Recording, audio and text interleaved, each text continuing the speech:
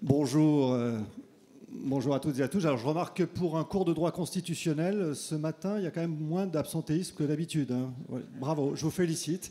Bravo, cher public, d'être présent aussitôt.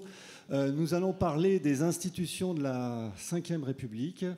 Et je voudrais juste commencer par dire que nous avons, quand on vit en démocratie, une difficulté majeure. Si vous prenez les deux mots qui constituent démocratie, il y a démos et kratos. Démos, c'est le peuple, kratos, c'est le pouvoir.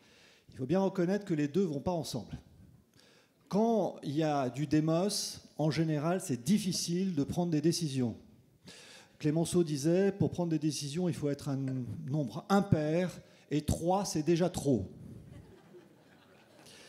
Quand il y a du kratos, en général, le premier réflexe, c'est d'expulser tous ceux qui prétendent y parvenir. Donc démos et kratos, ça ne va pas ensemble. Et pendant l'immense partie de l'histoire de l'humanité, la démocratie a été considérée comme un régime absurde. Jusqu'à ce que les penseurs libéraux réfléchissent et ils disent on peut articuler démos et kratos, pouvoir et peuple, à condition qu'il n'y ait pas trop de peuple et pas trop de pouvoir. Pas trop de peuple, c'est la théorie de la représentation. C'est l'idée que l'exercice du pouvoir par le peuple se fait par l'intermédiaire des représentants. Pour éviter d'offrir, comme disait Benjamin Constant, au peuple en masse l'holocauste du peuple en détail, ce que Tocqueville appelle la tyrannie de la majorité. Et puis, par ailleurs, pas trop de pouvoir, pour faire en sorte que, comme le disait Montesquieu, selon la disposition des choses, il faut que le pouvoir arrête le pouvoir. Pas trop de pouvoir pour qu'il y ait toujours des contre-pouvoirs. Et donc, voyez en quel sens la démocratie est un régime instable, difficile, un équilibre extrêmement subtil entre le peuple et le pouvoir, et avec une tentation constante, nous voulons plus de peuple, ou au contraire, nous voulons plus de pouvoir. La question que je voudrais poser à nos trois intervenants aujourd'hui, c'est justement de savoir si nos institutions de la Ve République réussissent, en général et particulièrement aujourd'hui, à trouver ce juste équilibre entre la représentation du peuple et l'exercice du pouvoir. Je vous demande donc d'applaudir nos trois intervenants que je vais présenter dans un instant. Pascal Perrineau, politologue, inutile de le présenter, enfin les trois sont inutiles de le présenter. Je vous indique simplement l'extrême qualité de son dernier ouvrage, Le goût de la politique. C'est assez rare de défendre la politique aujourd'hui. Le goût de la politique est une sorte de biographie, d'autobiographie intellectuelle du métier extrêmement intéressante et nourrie. Et nous allons évidemment bénéficier de ces lumières. Chloé Morin, essayiste, politologue aussi, avec une expérience politique aussi. Et là aussi, je recommande particulièrement son dernier ouvrage, dédié en quelque sorte à son fils, quand il aura 20 ans, qui est une réflexion sur notre responsabilité d'adulte aujourd'hui à l'égard de nos enfants de demain. François-Xavier Bellamy, inutile de le présenter aussi, philosophe, on l'oublie trop souvent, évidemment député européen, auteur aussi de livres tout à fait passionnants, Les Déshérités, des livres sur l'école, Espérer, un livre sur justement, là encore, l'espoir et le goût de l'avenir. Et François-Xavier, si vous me permettez, je voudrais commencer par vous sur justement cette recherche permanente de l'équilibre. Quelles sont pour vous les qualités, ou peut-être les défauts, et les caractéristiques de nos institutions de la Ve République par rapport à cette problématique générale ? Merci beaucoup d'abord pour cette conversation, et c'est vraiment une grande chance de pouvoir partager cette réflexion avec vous dans un moment où je crois nous avons tous conscience de la crise que traversent nos institutions, on y reviendra, mais c'est dans un moment comme celui-là qu'il est particulièrement précieux de faire un pas de recul pour tenter de comprendre ce que nous devons à ces institutions et peut-être aussi ce que nous leur devons de difficultés ou ce qu'elles présentent de limites. Pour revenir à ce que vous disiez à l'instant, mais je ne veux pas, je me sentirais bien illégitime pour rentrer devant vous sur le terrain de la philosophie, mais il me semble que le sujet de la démocratie, il est aussi lié à ces conditions de possibilité. Et déjà dans les politiques d'Aristote, qui fait l'inventaire de toutes les constitutions possibles, Aristote alerte sur le danger de la démocratie, sur le fait que la démocratie peut être le pire des régimes si le peuple, livré d'une certaine manière à l'instinct naturel qui peut le traverser finit par ressembler à une assemblée de bêtes sauvages, mais de bêtes qui ont des armes. C'est l'alerte que lance Aristote. Et pourtant, Aristote est profondément optimiste quant à la démocratie. Il pense qu'elle est non seulement possible, mais même qu'elle peut être aussi le meilleur des régimes si, et c'est la condition de possibilité fondamentale, si les citoyens sont tous participants de l'éducation qui nous rend capables de chercher le bien et le juste. Et je pense que la crise de nos institutions, on ne peut pas la regarder aujourd'hui comme une sorte de système clos. Il faut la regarder dans la lumière de la crise de la société.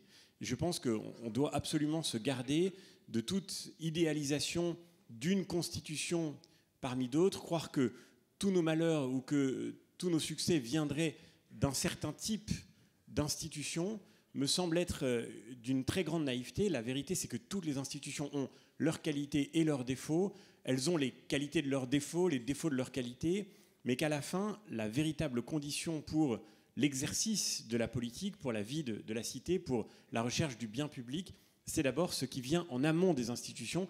Et en l'occurrence, il me semble qu'aujourd'hui, mais ce ne sera pas le sujet de la réflexion de ce matin, mais je me permets de revenir à mes obsessions, il me semble que la crise de l'école, que la crise de l'éducation, que la crise de la culture, c'est le plus grand danger pour l'avenir de notre démocratie. Une fois qu'on a dit ça, les institutions de la Ve République, j'ai la chance de vivre une sorte d'expérience de droit constitutionnel comparé tous les jours au Parlement européen, puisque nous vivons la diversité de nos systèmes institutionnels. Je vois leur très grande qualité, et notamment la qualité majeure de notre Constitution, je crois, c'est qu'elle incarne la responsabilité politique. Je le vois dans d'autres systèmes, comme celui qu'on vit d'ailleurs au Parlement européen. Au Parlement européen, il n'y a pas de majorité. La situation que nous vivons aujourd'hui comme un accident, c'est la norme dans les institutions européennes, et c'est la norme dans beaucoup de pays européens qui ont des élections construites pour ne jamais donner tous les pouvoirs à une force politique. Je pense par exemple à nos amis allemands, pour des raisons qui sont très compréhensibles, liées à leur histoire, à leur culture politique, à ce qu'ils cherchent absolument à éviter de répétition des erreurs tragiques que leur vie politique a connues. Ils ont un système électoral dont le principe est qu'à la fin, les partis politiques doivent s'entendre pour former des coalitions. Ça a une très grande qualité que je vis tous les jours à Bruxelles ou à Strasbourg, c'est que ça oblige tout le monde à se parler. Nous, on a un système institutionnel qui est fait pour fabriquer de la confrontation. Au Parlement européen, comme en Allemagne, comme en Italie, comme dans beaucoup de pays nordiques, les systèmes électoraux sont faits pour fabriquer de la conversation, faits pour fabriquer du compromis. Et nous avons sans doute ce défaut que nous avons une vie politique qui est structurée autour de l'opposition, autour du couple majorité-opposition, et du coup autour de controverses, parfois même factices, de jeux de posture qui peuvent atteindre, et tous les acteurs politiques qui sont ici, et qui ont une plus longue expérience que moi, notamment de la vie politique française, de la vie exécutive française, reconnaîtront sans doute que, en réalité, lorsque les lumières sont éteintes dans l'hémicycle de l'Assemblée, lorsque les caméras ne filment plus, on se parle d'une manière plus civilisée que quand on est contraint de jouer le jeu de la confrontation politique auquel notre système institutionnel nous conduit. Il paraît que ça a un peu changé ces derniers temps. Malheureusement, ça change sans doute, mais malgré tout, c'est quand même vrai qu'on a, à cause de l'élection présidentielle, à cause du système majoritaire, on a une vie démocratique, un schéma démocratique qui est construit autour de cette opposition entre la majorité et l'opposition. Le point qui me paraît très bénéfique là-dedans, c'est que la responsabilité politique est incarnée. On a eu la chance hier d'entendre un ancien président de la République qui a incarné la Ve République. Vous pouviez, quand il était au pouvoir, aimer ce qu'il faisait, vous pouviez ne pas aimer ce qu'il faisait, mais vous saviez qui décidait. Dans les institutions européennes, par exemple, ou bien dans les systèmes politiques chez nos voisins, la responsabilité est diluée. Regardez la coalition allemande qui est en train de s'effondrer. Qui est responsable aujourd'hui des impasses de la politique économique de l'Allemagne ? Mais est-ce que ce sont les socialistes, les Verts, les libéraux ? Chacun des partenaires de la coalition accusera son voisin. Au Parlement européen, lorsque nous discutons d'un texte, il faut au moins 4 groupes autour de la table pour faire une majorité. Il faut que 4 groupes se mettent d'accord. Et donc, je sais pas, on commence un mandat et on dit, voilà, il faut une ambition environnementale, on doit baisser nos émissions de carbone. en 2019, c'était le grand débat qui ouvrait le mandat. De combien est-ce qu'on va les baisser en 10 ans? Les écologistes disent 100%. La droite à laquelle j'appartiens disent vous êtes fous, vous allez tuer l'industrie, vous allez tuer l'économie. On demande 25%. Les socialistes disent vous voulez détruire la planète, il faut 80%. Et à la fin, on a discuté pendant 3 mois pour arriver au chiffre de 57,5%. Ça me paraissait assez byzantin comme débat, parce que la politique commence quand on parle des moyens, pas d'abord quand on parle des buts. Mais c'est pour vous dire, vous voyez, le problème à la fin, quand on revient devant les électeurs, c'est qui est responsable du 57,5%?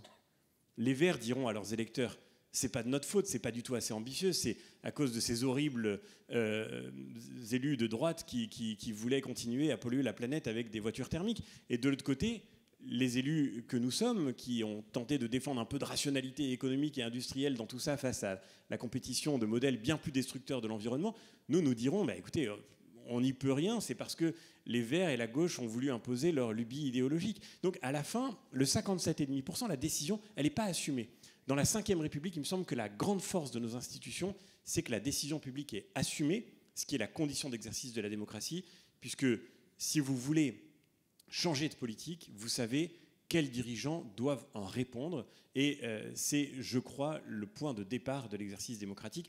Et ça, c'est vraiment une grande qualité qu'on doit à notre Constitution. Merci. Donc, effectivement, double difficulté. C'était à la fois la culture du compromis à cultiver et en même temps la nécessité de la décision et cet équilibre instable, effectivement, avec aussi cette idée que les institutions ne sont pas des cadres magiques, mais ce sont les cadres de l'action et de la décision politique.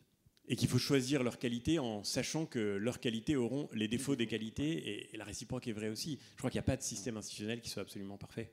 Merci beaucoup. Chloé Morin, donc même question, voilà, jugement général sur nos institutions et sur le rapport à la politique aujourd'hui. Alors, moi, il y a 2 points qui m'interpellent beaucoup, surtout en ce moment. Ça a été dit, les institutions que nous avons sont particulières parce qu'elles permettent, en gros, à une personne d'incarner et de centraliser un grand nombre de décisions. Et on en a vu les avantages, notamment pendant la crise Covid, quand il a fallu prendre des décisions qui étaient des décisions que personne n'aurait pu imaginer, ne serait-ce que quelques jours avant le confinement. Donc on voit bien que ces institutions appuyées sur une administration qui est encore capable de transmettre les ordres et de les appliquer, ça a des avantages.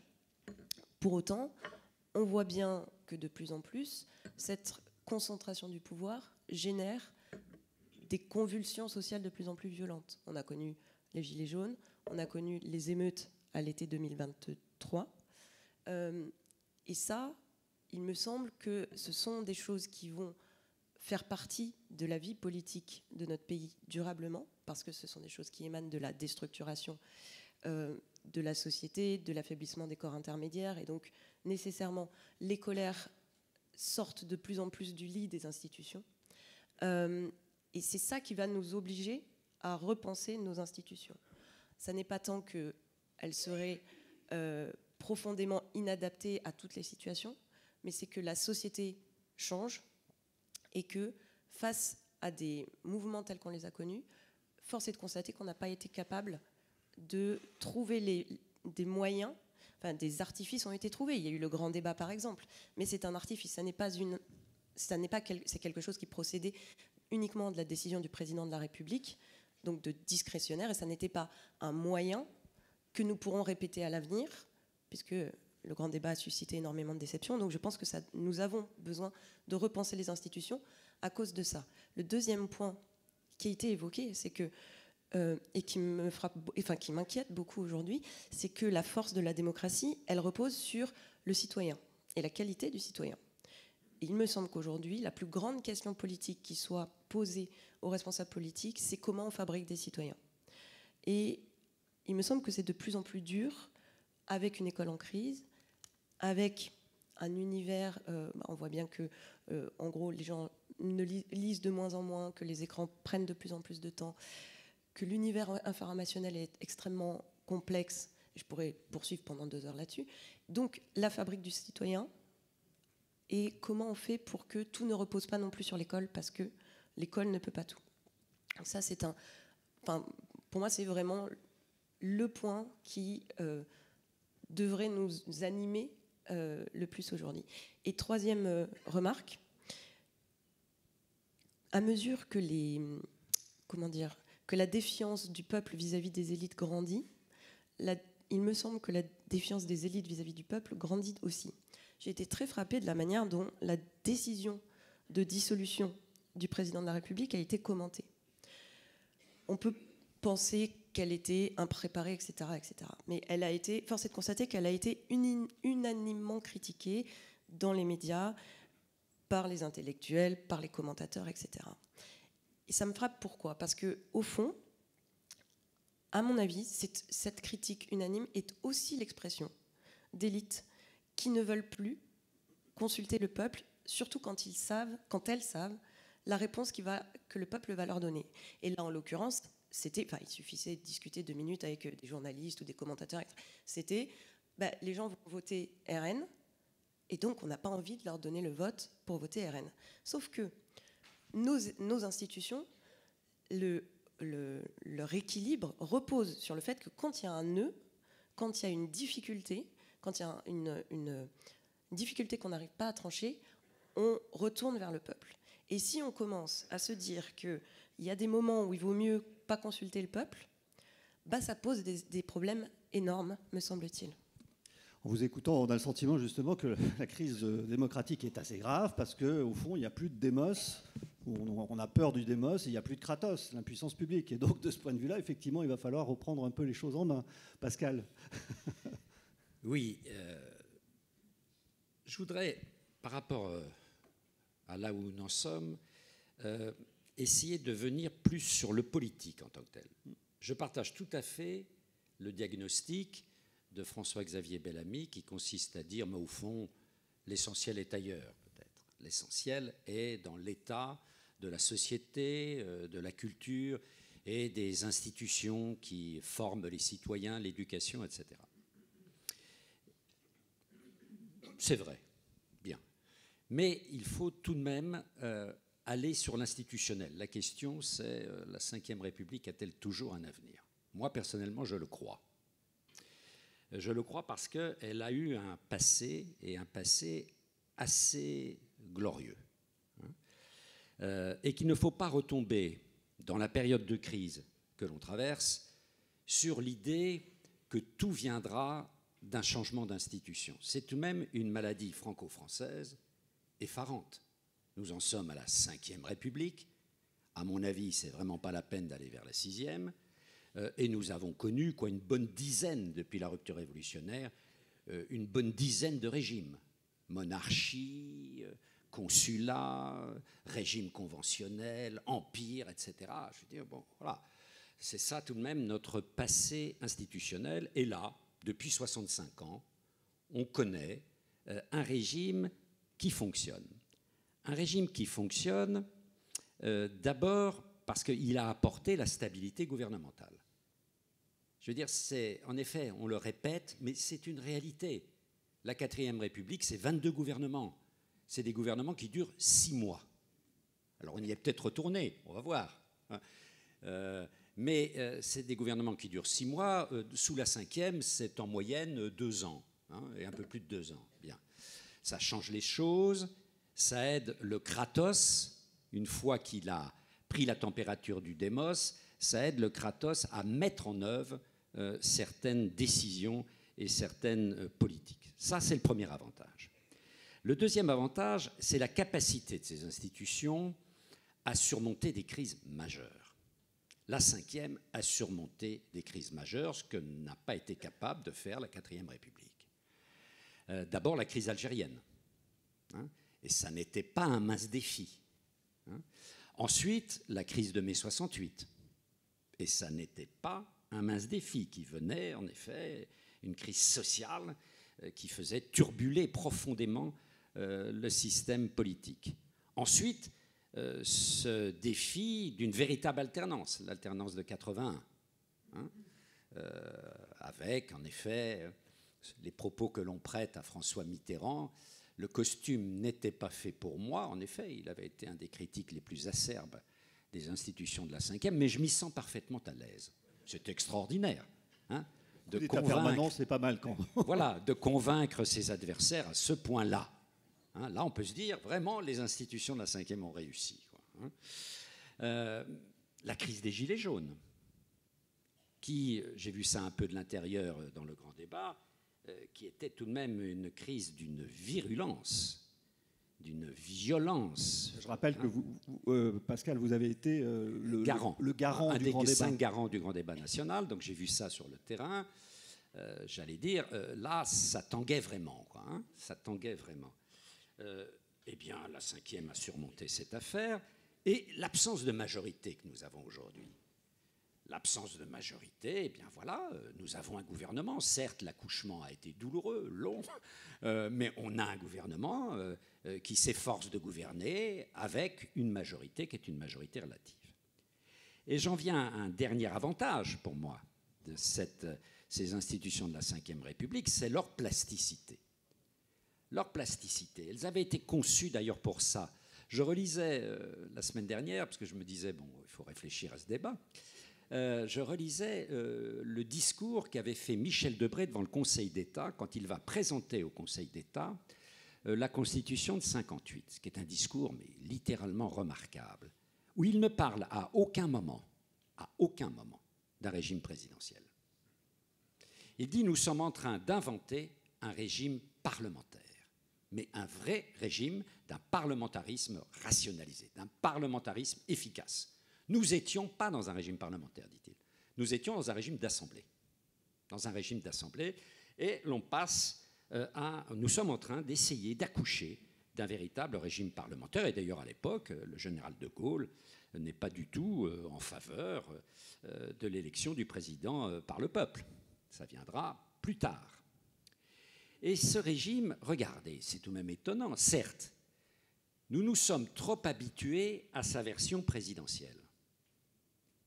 Et tous les 8 présidents de la Ve République ont renforcé de manière tout à fait excessive, à mon avis, ce présidentialisme, qui aboutit à la situation actuelle où on a un président qui fait semblant d'avoir tous les pouvoirs face à un peuple de citoyens en colère, sans véritable corps intermédiaire, ce qui amène le côté complètement hystérique du débat.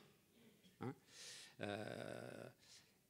ça, c'est le premier visage. Ça a marché tant qu'il y avait la bipolarisation, tant que les institutions, mais surtout le mode de scrutin majoritaire à 2 tours, produisaient 2 forces, et ce qu'on a appelé le fait majoritaire, c'est-à-dire une alliance intime entre la majorité présidentielle et la majorité législative. Ça a marché sous la droite, sous la gauche et sous le premier mandat d'Emmanuel Macron. Mais très vite, cette Ve République a connu tout à fait un autre visage, qui est un visage, là, vraiment parlementaire. C'est la cohabitation. Hein, les 3 cohabitations, là, le régime n'est plus du tout présidentiel. Il devient primo-ministériel. Le pouvoir est à Matignon. Un Matignon enraciné dans la majorité qu'il a à l'Assemblée nationale. C'est un tout petit peu la situation actuelle, tout de même. On voit bien que le pouvoir, voilà, est passé de l'Élysée à Matignon. Même si, et je termine par là, la situation actuelle est très neuve. Parce que comment la qualifier ? Ça n'est plus un régime présidentiel, on le voit, et le président le sent. Ça explique peut-être d'ailleurs l'impression et la sanction dans l'opinion publique, l'impression qu'il n'a plus du tout la main. Donc ça n'est plus un régime présidentiel, mais ce n'est pas tout à fait une cohabitation, parce que la majorité présidentielle est dans la majorité parlementaire. Donc nous sommes, comment qualifier ça ? Nous sommes dans un régime de coalition, je dirais de colocation. L'espace, c'est une coloc. Trop jeune, c'est ça. Hein, voilà, c'est le côté jeune de Michel Barnier. Merci. Alors, je voudrais vous proposer une petite expérience de pensée en direct. Donc, imaginons que nous soyons à Versailles, au congrès parlementaire et que vous êtes président, présidente, et que vous allez annoncer cette réforme constitutionnelle. On est bien d'accord, vous êtes d'accord sur le fait qu'aujourd'hui, la crise est surtout politique, elle n'est pas institutionnelle. Mais bon, vous avez la possibilité de modifier la Constitution. Il y a eu des modifications, il y a eu la réduction du mandat présidentiel, il y a eu la limitation du 49.3, il y a eu l'invention de la QPC, il y a eu des possibilités à une expression améliorée de la minorité au sein de la majorité parlementaire avec des commissions. Ouais, toute une série de pratiques. Donc vous êtes devant le Congrès à Versailles et vous annoncez les réglages que vous allez apporter à la Constitution de la Ve République, pas une Sixième République, mais des modifications. Quelles sont vos propositions, François-Xavier? On est un peu pris au dépourvu parce que la tâche est vaste. Il y aurait certainement beaucoup de choses à évoquer. Et Pascal rappelait très justement que la Ve telle que nous la connaissons n'était pas en réalité le concept initial. Tant de choses ont changé depuis qui ont transformé en profondeur la Ve République. Je pense que le quinquennat, c'est devenu presque une banalité de le dire, mais le quinquennat me semble avoir fragilisé les institutions de la Ve, en ce sens qu'en alignant le mandat présidentiel sur le temps parlementaire, il a contribué paradoxalement à cette hyper-présidentialisation, puisque du coup la majorité qui s'exprime à l'Assemblée nationale est directement l'effet de l'élection du président de la République, et en tous les cas en général, et du coup ça crée une sorte de schéma de répétition de cycle qui a en réalité beaucoup fragilisé le Parlement. Et il me semble que le paradoxe, c'est que, un peu comme le démos et le kratos, l'irresponsabilité favorise les postures les plus factices, les plus faciles et les plus extrêmes. C'est ce qu'on est en train de voir tous les jours aujourd'hui à l'Assemblée nationale. C'est-à-dire que le débat budgétaire qui a lieu en ce moment, qui a de quoi tétaniser tous ceux qui tiennent à un minimum de rationalité économique, ce débat budgétaire est en réalité une pièce de théâtre. Je dis ça sans aucune espèce de mépris pour le mandat parlementaire qui, évidemment, me paraît déterminant. Mais la vérité, c'est que tout le monde sait qu'à la fin, ce budget ne pourra être adopté que par un article 49.3 et que par conséquent, le gouvernement reprendra à sa main le budget, ce qui permet à des parlementaires de voter à peu près n'importe quoi, de proposer à peu près n'importe quoi, pas pour tous heureusement, mais pour certains d'entre eux, sans aucune espèce de préoccupation pour les conséquences. Il me semble plus on redonne de la responsabilité au Parlement et plus on s'évite de faire face à des postures d'une telle irréalité. Donc je crois que sans doute il y aurait quelque chose à réfléchir sur le temps présidentiel et le fait de le désynchroniser du temps législatif, ce qui rendrait à chacune de ces polarités de notre vie démocratique sa juste place. Un autre élément qui me paraît clé, ça n'est même peut-être pas d'ordre nécessairement constitutionnel, mais je crois qu'il faut absolument corriger l'erreur majeure qui a été faite avec la fin du cumul des mandats. Et je dis ça ici, je ne sais pas si le maire de Saint-Raphaël est avec nous, qui nous fait la gentillesse de nous accueillir, mais aujourd'hui, et je le disais déjà quand j'étais moi-même un tout jeune élu local et que j'aurais pu trouver de façon purement personnelle une opportunité dans la fin du cumul des mandats, j'ai toujours été convaincu que cette réforme serait quelque enthousiasmante qu'elle pût être pour une immense majorité des Français qui voyaient dans le cumul l'occasion d'une addition d'indemnités qui leur paraissait scandaleuse.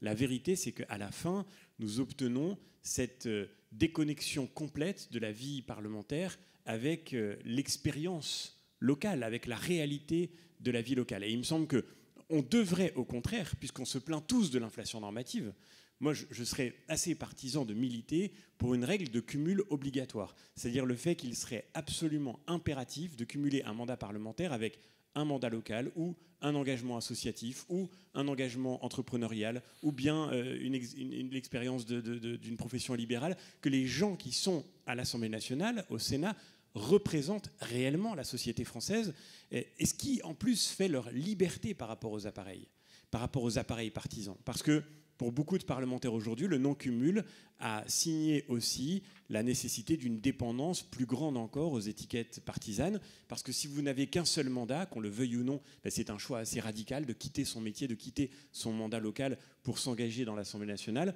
Si vous n'avez qu'un seul mandat, eh bien, vous avez un besoin vital d'être réinvesti par votre famille politique. Il fut un temps quoi qu'il en coûte. où tout hyper-président qu'on le considérait, le président Sarkozy, devait faire avec une Assemblée nationale où il y avait des parlementaires qui avaient, en étant maire d'une grande ville, en étant président d'un département, en étant président d'une région, qui avaient aussi des fortes têtes, qui avaient une indépendance et qu'il fallait bien considérer. Et ça constituait une forme de corde de rappel à l'intérieur d'une majorité. Aujourd'hui, le moins qu'on puisse dire, c'est qu'en 2017 en particulier, on a vu le lien de dépendance très fort qui s'est installé entre une proposition politique présidentielle et puis la construction de destins parlementaires qui étaient intégralement liés. Et ça n'est pas bon. Ça n'est pas bon pour un chef d'État d'être d'une certaine façon à ce point dépourvu de contre-pouvoir, y compris à l'intérieur de son propre camp. Puis le dernier élément, peut-être il faudrait plus de temps pour l'évoquer, pardon, je suis déjà bien trop long, mais je crois que la démocratie, c'est ce que Montesquieu a magnifiquement décrit d'une manière définitive, c'est la séparation des pouvoirs, bien sûr, et c'est l'équilibre des pouvoirs. Pouvoir législatif, pouvoir exécutif, pouvoir judiciaire. Dans le passé, il y a eu des moments où il fallait rééquilibrer les choses parce qu'un pouvoir avait pris trop de place. Il a fallu contraindre le pouvoir exécutif parce qu'il était devenu trop important. Et ça a été par exemple la QPC qui a été une magnifique avancée. Il y a eu des moments où il fallait contraindre le pouvoir législatif parce que la vie était trop parlementaire et que par conséquent, elle se réduisait au jeu d'appareil à l'intérieur des assemblées. Aujourd'hui, il me semble que sans doute, s'il y a un rééquilibrage à faire, je dis ça, je sais que ça n'est pas facile à assumer, mais je crois qu'aujourd'hui, il faut sans doute, et c'est l'un des grands problèmes du Kratos, faire en sorte qu'on remette l'équilibre avec le pouvoir judiciaire à sa juste place. Et moi, je dois dire que... Est-ce que vous iriez jusqu'à dire qu'il y a aujourd'hui, on est tous libéraux au sens où on identifie les abus de pouvoir, n'y a-t-il pas des abus de contre-pouvoir ? Mais peut-être justement les contre-pouvoirs sont devenus des pouvoirs. En tout cas, le pouvoir judiciaire n'est pas un contre-pouvoir, c'est un pouvoir qui doit être absolument respecté. Nous sommes libéraux, nous croyons à la séparation des pouvoirs, et ce serait évidemment une catastrophe que le pouvoir judiciaire se trouve privé de son indépendance par le pouvoir exécutif. Le grand problème, c'est quand le pouvoir exécutif peut être privé de son indépendance par le pouvoir judiciaire. Et que, sans avoir été dans la majorité dans ces dernières années, je dois dire que j'ai trouvé très inquiétant et même révoltant d'une certaine manière que des représentants du pouvoir exécutif aient pu être directement, et je le dis devant Agnès Buzyn ici, mais encore une fois, je le dis d'autant plus librement que j'étais plutôt un opposant, mais qu'on voit aujourd'hui que le pouvoir judiciaire peut mettre en cause la responsabilité du politique dans la gestion d'une crise majeure en plein milieu de cette crise, avec tout l'arsenal dont il dispose, de perquisition, d'investigation. Il me semble que là, il y a quelque chose qui est aussi... Pascal parle très justement du goût du politique, mais il y a quelque chose qui est de nature à provoquer un dégoût du politique et à faire en sorte que les vocations politiques seront dissuadées parce que tout exercice de la responsabilité est un exercice du risque. Et il faut qu'on assume cette séparation des pouvoirs, mais il faut qu'on assume aussi que dans cette séparation des pouvoirs, l'exécutif, le législatif doivent être respectés. Moi, je serais tout à fait prêt à proposer dans cette réforme constitutionnelle que vous nous invitez à imaginer la création d'une forme de lit de justice qui n'a rien que de très démocratique, c'est même parfaitement libéral. C'est ce qui a permis d'ailleurs au Parlement de reprendre le pouvoir sur la souveraineté monarchique et de préparer la voie à la Révolution française. Le lit de justice, ce serait la réunion de l'Assemblée et du Sénat en corps constituant pour corriger, y compris, des interprétations qui sont faites de la Constitution par le Conseil constitutionnel, par exemple. Quand on voit la loi immigration, mais pardonnez-moi de le dire, ça aussi, ça nourrit profondément la crise démocratique. Vous avez une Assemblée nationale, un Sénat qui votent ensemble une réforme de la politique migratoire, qui est manifestement l'aspiration d'une très grande majorité des Français, et qui fait l'objet d'un vote qui réunit des parlementaires de bords politiques différents. Et bien que le Conseil constitutionnel, en utilisant le principe du cavalier législatif contre l'esprit même du Constituant de 2008... Et la lettre parce que et contre la lettre de la Constitution, parce que la modification de 2008, enfin on ne va pas rentrer dans les détails techniques, mais de ce point de vue-là, indique bien qu'il ne s'agit pas d'un cavalier constitutionnel. Bien sûr, et contre l'esprit même de cette modification de 2008. Et à la fin, cette loi est impossible. Quoi qu'on pense du contenu de la loi, il y a quelque chose qui ne peut qu'être de nature à alimenter le désespoir démocratique. À quoi ça sert d'élire des parlementaires si à la fin ils reviennent en vous disant de toute façon je n'ai rien pu faire? À quoi ça sert d'élire un président de la République s'il vous dit que de toute façon tout ce qu'il fait est encadré par un tel réseau de contraintes qui sont liées non pas tant à la lettre de notre Constitution ou des traités internationaux qu'à l'interprétation qui peut en être faite par la jurisprudence? Je pense là aussi à la Cour européenne des droits de l'homme, je pense à la Cour de justice de l'Union européenne. Là, il y a évidemment quelque chose qui me paraît être l'objet d'un travail indispensable, non pas encore une fois pour minorer la responsabilité du pouvoir judiciaire, mais pour recréer un équilibre dans la séparation des pouvoirs. Merci beaucoup. Alors, accord, désaccord, modification supplémentaire? Alors, Chloé, présidente. Je suis absolument d'accord avec ce qui a été dit sur le cumul des mandats. Je pense que cette mesure a eu un grand bénéfice qui est le renouvellement du personnel politique et que d'une certaine manière il était nécessaire, mais que ce bénéfice-là est infiniment inférieur à tous les effets pervers que cette mesure a eu.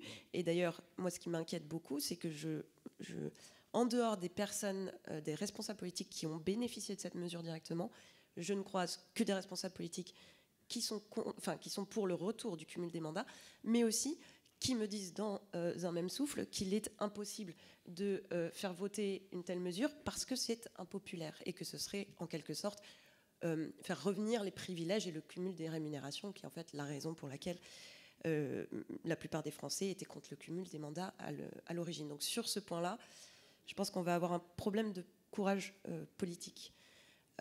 Deuxième chose, sur la judiciarisation de la vie politique, ce qui est très frappant et qu'on voit de plus en plus dans les études d'opinion, c'est qu'à mesure que le juge s'immisce de plus en plus dans la décision politique, et c'est vrai que c'est particulièrement frappant sur les questions liées à la gestion du Covid, les Français considèrent que la justice ne fait que de la politique. Et donc, on a le cas en ce moment avec la mise en cause de Marine Le Pen et des parlementaires RN pour l'usage qui a été fait des fonds européens. Ce qu'on voit dans les enquêtes d'opinion, c'est que ça n'a strictement aucun impact. Parce que les gens ont compris, ou en tout cas interprété, que la justice, dans ce cas-là, faisait de la politique. Et ça, c'est très dangereux. Quand on commence à penser que la justice n'est pas la même selon le bord politique auquel on appartient, c'est la confiance dans une institution majeure qui s'effondre. Donc ça, c'est très important. Je voulais rajouter 2 points. Le référendum. Ça va faire 20 ans qu'il n'y a pas eu de référendum en France. Alors, on a des élections, évidemment. Certains peuvent penser qu'on en a trop. Néanmoins, si c'est un outil que l'on considère obsolète, il faut le dire. Ce que je veux dire par là, c'est qu'il me semble qu'on ne manque pas de sujets d'insatisfaction pour l'opinion publique dans ce pays. On ne manque pas de sujets sur lesquels les politiques ont du mal à avancer. Et on évoque souvent l'immigration quand on parle de référendum, mais je ne pense pas qu'à l'immigration en fait. Et donc, la question qu'il faut se poser aujourd'hui, c'est est-ce que le référendum est définitivement un outil populiste que l'on veut écarter, ou alors est-ce qu'il est nécessaire? Et dans ce cas-là, je pense que les conditions qu'il faut réunir aujourd'hui pour créer un référendum, ces conditions sont trop restrictives. Et donc il faut réfléchir à la manière de trouver le bon curseur pour déclencher un référendum. Donc la réforme de 2008 ne va pas assez loin de ce point de vue-là. On n'a pas eu de référendum depuis. Ça va faire 20 ans, c'est quand même. Et la dernière chose, c'est la proportionnelle et le calendrier électoral. Ça a été très bien expliqué tout à l'heure. Les institutions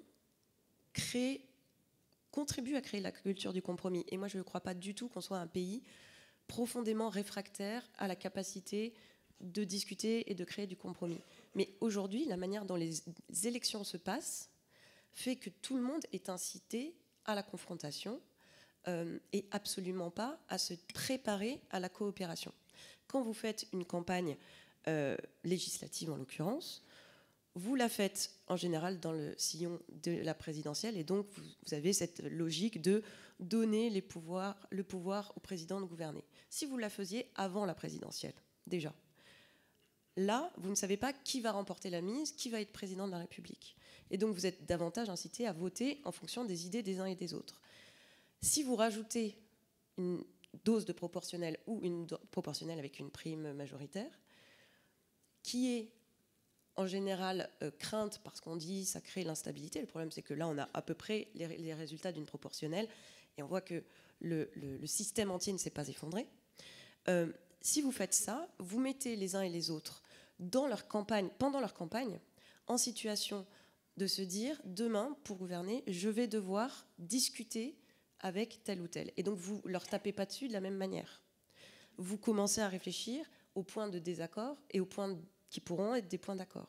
Et ensuite, lorsque vous créez une coalition gouvernementale, eh bien, vous n'êtes pas du tout dans le même jeu de posture qui a été indiqué. De toute façon, ce système a des inconvénients. Mon sentiment, c'est que on arrive au bout de l'idée de un seul homme décide de tout, a les pouvoirs pour 5 ans et considère que le Parlement ne compte pas.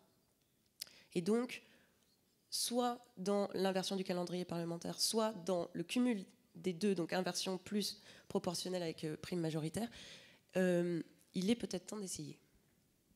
Merci. Merci beaucoup. Deuxième réforme. Et la troisième, donc de Pascal Perrineau. Oui, comme nous y incite Xavier Gors, qui a toujours un œil extrêmement acéré, Toilettage. Il faut emmener le caniche institutionnel au toilettage. Mais vous avez vu que le caniche, sur son dessin, est réticent. Hein, il n'a pas envie d'y aller. Voilà, parce que c'est le poids de l'éternel hier, quoi. Hein, voilà, on fait comme on a toujours fait. Or, il faut faire évoluer les lignes. Il ne faut pas changer de régime, mais il faut faire évoluer les lignes. Alors, Chloé et François-Xavier ont déjà tout dit, donc je vais essayer de ne pas être trop redondant. Mais il y a des choses qui me semblent tout à fait utiles, et je vais essayer de décliner ça autrement. Si vous voulez, pour moi, il y a 3 démocraties à faire vivre ensemble. Il y a la démocratie représentative. Il faut reparlementariser. C'était l'ambition de la Constitution Sarkozy de 2008. Hein. D'ailleurs, on peut aller plus loin, en particulier en termes de référendum d'initiative partagée. On peut imaginer une évolution des conditions de mise en œuvre de ce référendum pour que ce soit plus aisé. Donc, mais comme toujours, les institutions, ce sont aussi les hommes.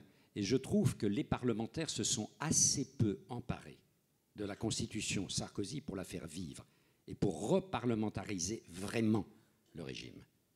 C'était De Gaulle, d'ailleurs, dès son discours du 4 septembre 1958, lorsqu'il présente Place de la République la Constitution, il développe les grands axes du régime qu'il propose aux Français d'approuver par référendum.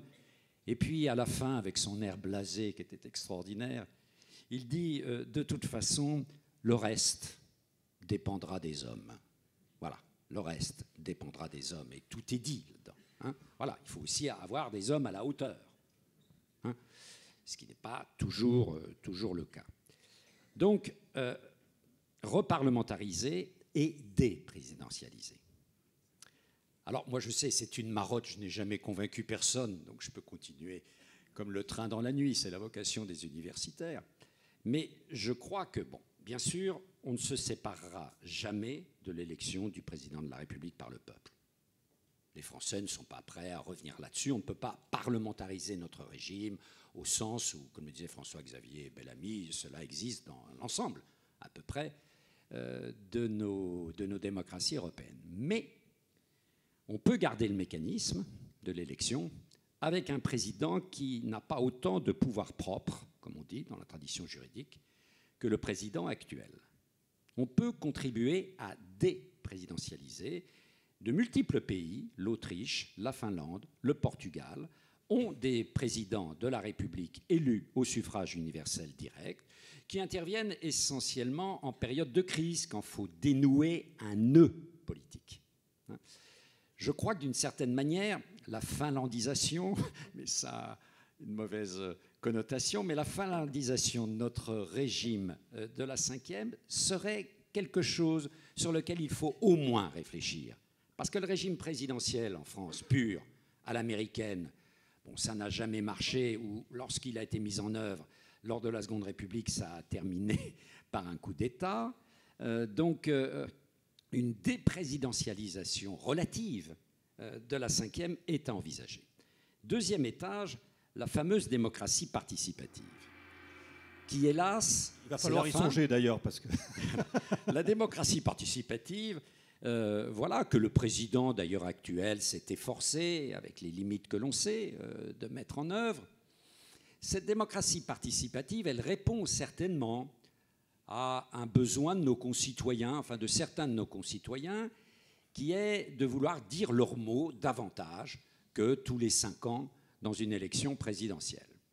C'est ce que Dominique Rousseau, ce constitutionnaliste intéressant, appelle la démocratie continue.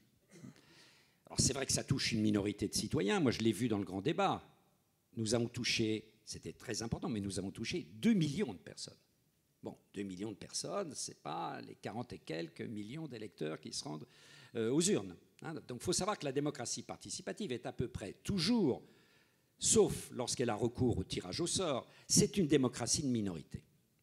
Et donc le problème, c'est d'articuler cette démocratie participative sur la démocratie représentative qui, de manière claire, est la seule à avoir la légitimité à décider en dernier ressort. Et là, il y a certainement des efforts à faire pour imaginer cette articulation des deux démocraties participative et représentative et cesser de présenter la démocratie participative comme étant l'alpha et l'oméga. On s'en sortira par la démocratie participative. Tout ça est d'une naïveté affligeante, quoi, je veux dire. Bon. Mais il ne faut pas non plus jeter le bébé avec l'eau du bain. Troisième élément, le référendum.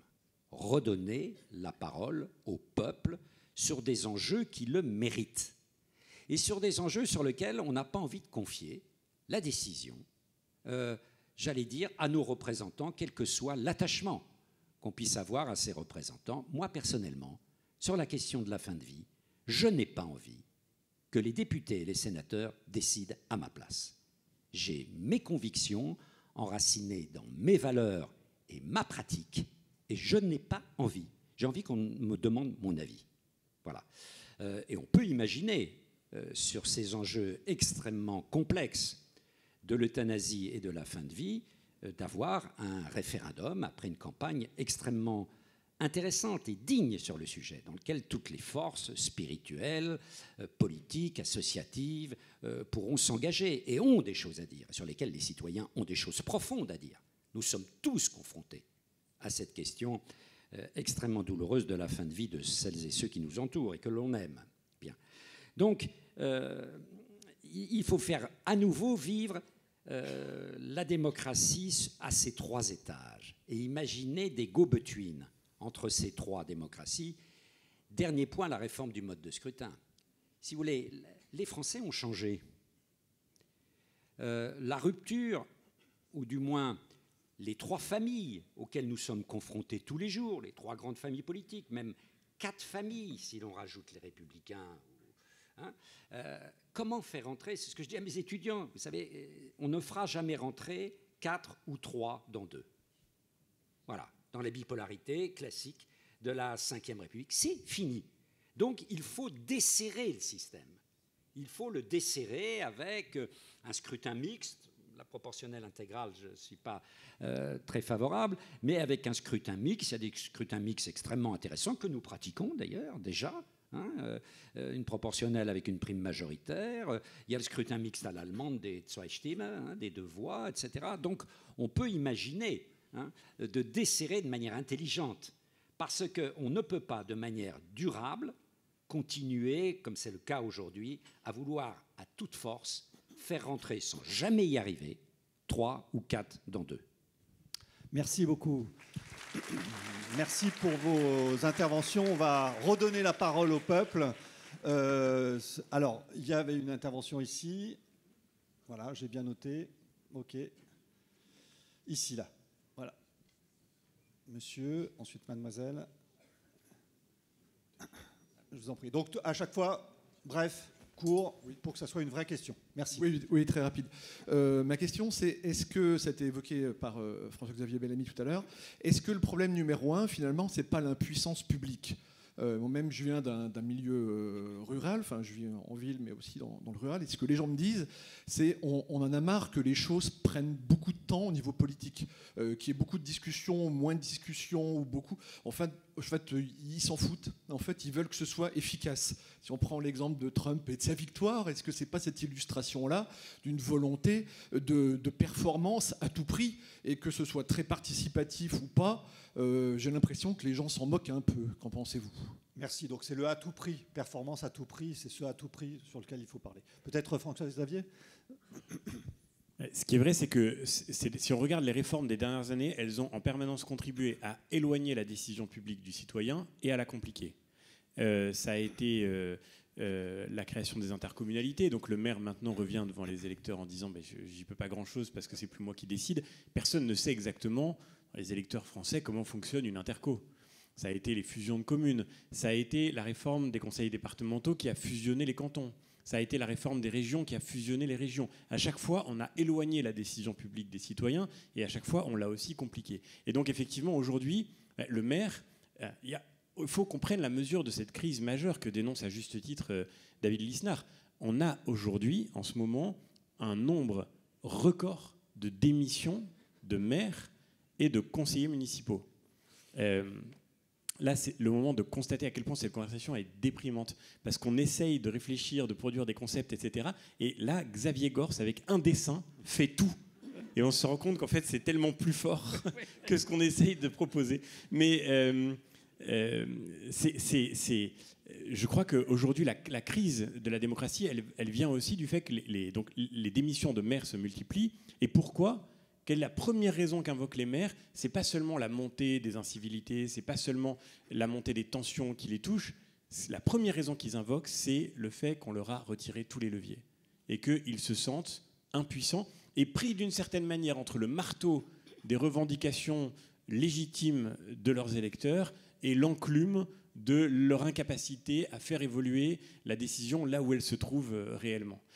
Donc voilà, recréer du Kratos, en effet, ça me semble être le... Avec un cercle vicieux, c'est-à-dire le fait que l'on reproche aux élus leur impuissance, et la réaction, c'est qu'on augmente cette impuissance. Donc il y a une sorte de cercle vicieux dans notre démocratie aujourd'hui, où nous-mêmes empêchons nos élus d'agir d'une certaine manière. Et donc ça, c'est un point aussi très de cercle vicieux de notre système politique.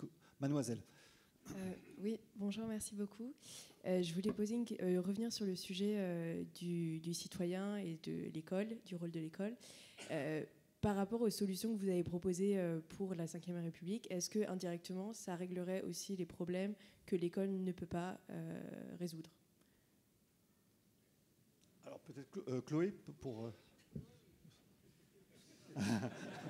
Donc votre question est vraiment compliquée.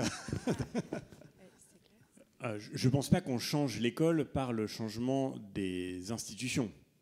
La crise de la réforme d'une constitution telle qu'elle a été évoquée ici n'aurait pas à soi seule d'effet sur la situation de l'école aujourd'hui. Mais peut-être le lien entre les deux, il me semble...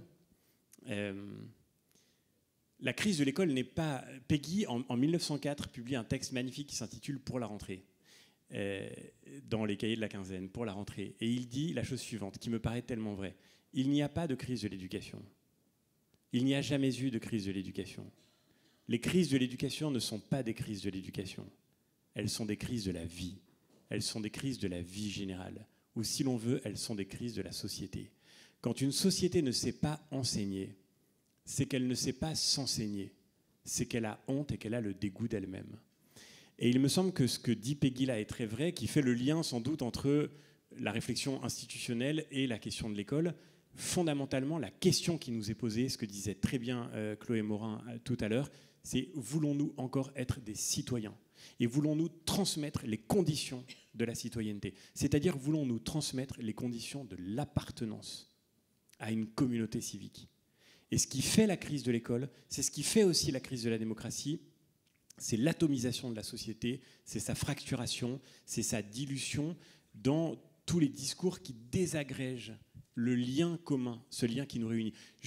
Encore une fois, je suis libéral, je ne suis pas contre du tout la conscience de l'individu, le respect absolu des droits de la personne. Je ne dis pas qu'il faudrait revenir à une espèce de corporatisme social où chacun se fondrait dans un tout.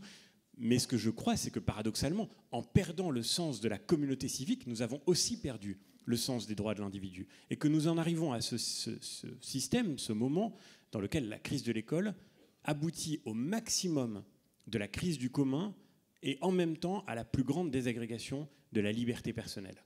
Et je crois que c'est à cette question que le sujet de l'éducation doit répondre, à cette crise de la transmission qui est profondément une crise de la vie.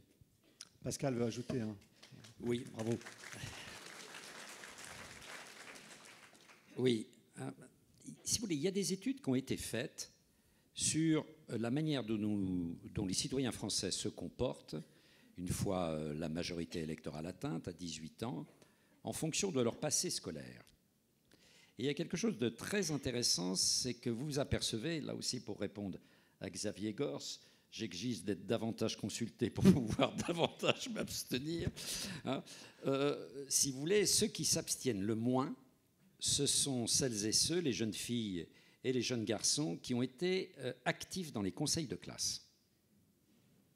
Il y a une corrélation extrêmement forte quand vous apprenez, en participant à des conseils de classe avec vos aînés, avec vos enseignants, quand vous apprenez la nature du débat démocratique dans une communauté où il n'y a jamais d'ennemis, il y a simplement essayer de se mettre autour de la table pour trouver les solutions les plus intelligentes ensemble, eh bien vous apercevez que ça a un impact réel sur le niveau de participation et d'engagement des citoyens.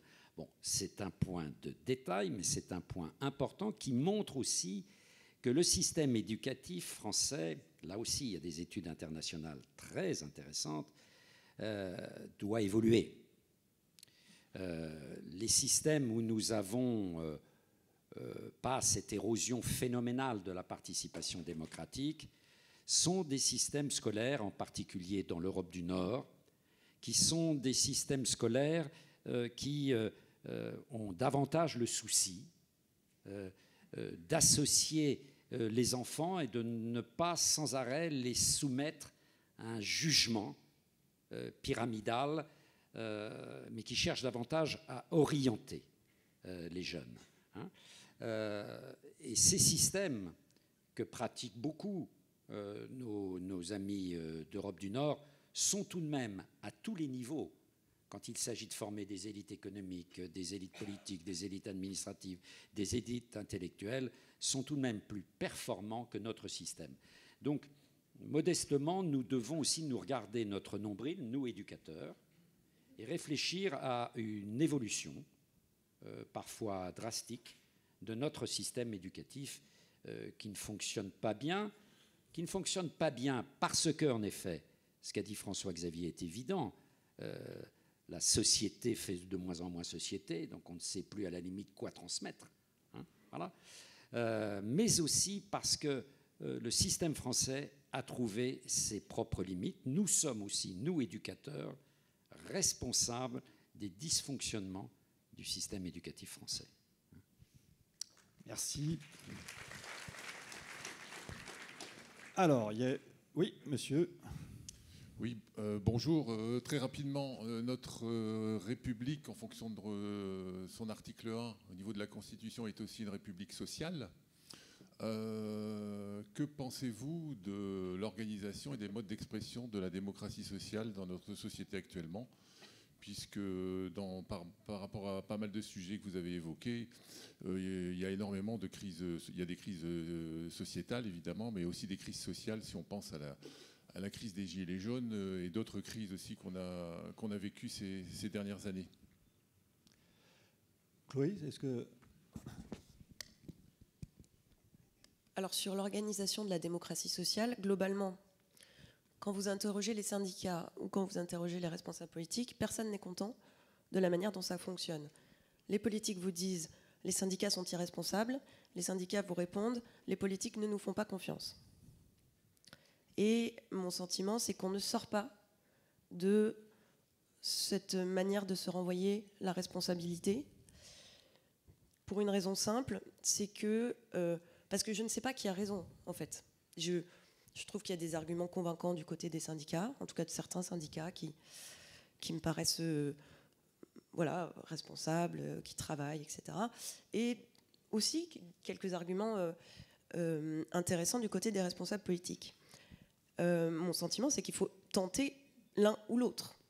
Et on reste dans cet entre-deux. L'un ou l'autre, c'est soit dire, bon, bah, on enlève des pouvoirs aux syndicats et on décide que tout est politique et que la décision est vraiment assumée au niveau des politiques, soit on donne vraiment davantage de pouvoir aux syndicats, mais là, on assume, enfin, les syndicats, du coup, assument la décision. On est souvent dans cet entre-deux, d'ailleurs, en France, qui est que on ne sait pas qui décide. Et on a accumulé, sur les retraites, par exemple, la gestion des retraites, on ne sait pas qui décide. Il y a des décisions qui reviennent, qui reviennent aux partenaires sociaux, d'autres qui... Et le fait que plus personne ne sache qui décide est une des causes fondamentales de la crise que nous traversons. Et ça a été très bien dit tout à l'heure sur les collectivités locales, mais c'est aussi vrai en fait ça. Et parce qu'on ne sait plus qui décide de quoi, on pense que c'est le président de la République qui décide de tout. Et donc, il sert un peu de paratonnerre à tout le système. Et c'est la raison pour laquelle on a des présidents de la République qui finissent immanquablement leur mandat, ou leur deuxième mandat, avec des taux d'impopularité abyssaux. Alors, j'ai négocié 1 minute 15. Donc, il y a François Sarkozy également. On va prendre les deux dernières. Je suis désolé, monsieur. Oui, rapidement, Pierre Gattaz, bonjour. Merci. Bravo pour les interventions. Je vais être très rapide. Est-ce que vous pensez que la Ve République peut révolutionner le pays, c'est-à-dire gérer la France comme une entreprise? J'ai un petit tropisme sur le sujet, mais quand je vois la structure de l'entreprise France, elle fait 57% du PIB et c'est insupportable. L'éducation va mal, la santé va mal, etc. Est-ce qu'on pourrait s'inspirer de pays comme Singapour, qui sur certains côtés sont extrêmement performants, d'autres sont un peu moins, la Suisse, le Canada, qui permettrait de dire, en fait, ma question, c'est est-ce que la Ve République permettrait de faire des réformes fondamentales qu'on attend tous dans ce pays, de simplification et aussi de descente de l'autorité vers plus de territoire et les maires, c'est-à-dire d'être moins bonapartiste ou colbertiste et plus sur le terrain. Merci. On va prendre également l'intervention demandée depuis longtemps de François Sarkozy. Comme ça, il y aura une réponse groupée.